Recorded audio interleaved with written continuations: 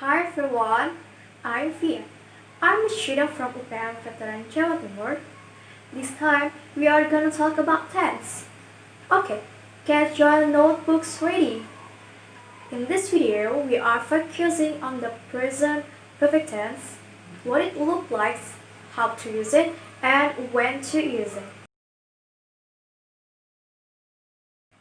To use the present perfect tense well, you may need to polish up on some useful irregular English verbs and remind yourself about their past participle form. So, when should you use the present perfect tense? Okay, before we go any further, do you know what does the present perfect tense mean? So, we use the present perfect to indicate a link between the present and the past.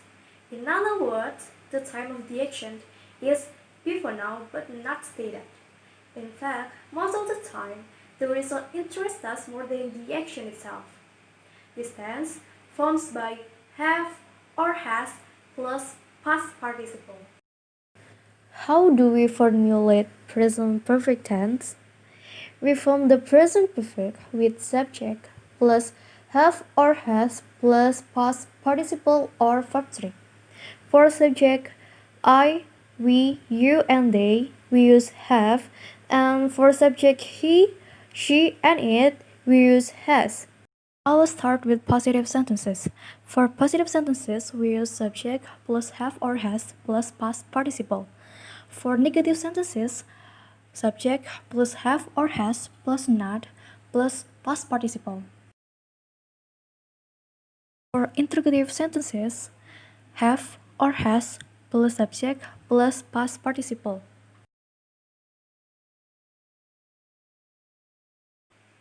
First, present perfect for past experience. We use the present perfect to talk about past experiences in our lives. For example, Fia has worked in several companies. We can use the present perfect with unspecific expressions like once, before, several times, already, many times, twice to say how often. For example, she has stayed at this hotel several times. We often use ever to ask about past experiences. For example, have you ever played violin? And we use never in negative sentences. For example, I've never played violin.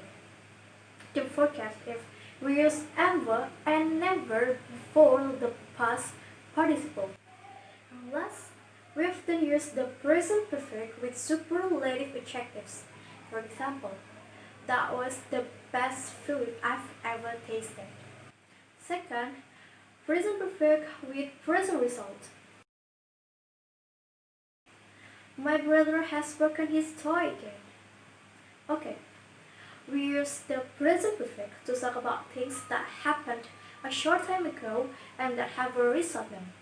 For example, she has broken her leg. But wait, didn't I just mention this before? For the present perfect, we use past participles are either regular, infinitive plus ed, or irregular. Next, we use the present perfect to introduce new information. For example, Fia has passed her exam. And don't forget, when we give more details about these events, we use the past simple. Fia has passed her driving test. She took it yesterday. In the present perfect, we also use been and gone. Been is the past participle of been, and gone is the past participle of go. For example, they've been to the dentist. Through this statement, we all know that they are still there now. But we use been as the past participle of go when it means has gone and come back. My mother has been to Malaysia. It means that she has visited in the past and has returned. My mother has gone to Malaysia. We all know that she is dead now. Third, present perfect with for since. We use the present perfect with for or since to talk about situations that started in the past and continue now. For example, Eric has been my best friend for many years. My parents have been married for 20 years. She has been here since April. They've been together since July. We also use the present perfect with time expressions like this morning, today, this week, this year, when the time is still continuing. For example, have you seen Fia this morning?